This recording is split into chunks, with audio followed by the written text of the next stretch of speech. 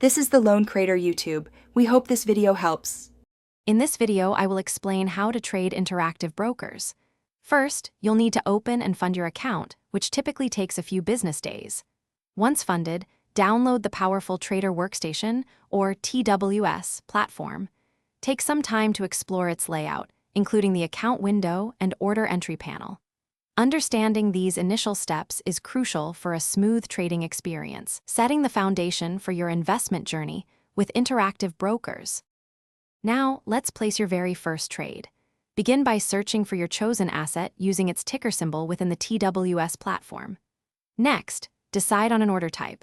A market order executes immediately at the best available price, while a limit order lets you set a specific price. Enter the number of shares or contracts you want to buy or sell.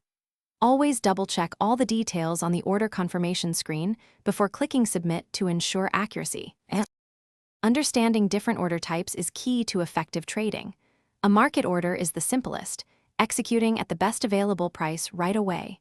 Limit orders give you more control, letting you set a maximum buy price or a minimum sell price.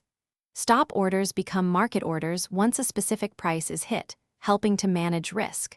For even more precision, stop limit orders combine these features, offering greater control over execution price.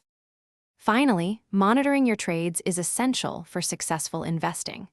The portfolio window in TWS provides a comprehensive overview of all your open positions and their real-time performance. You can easily track your profit and loss for each asset.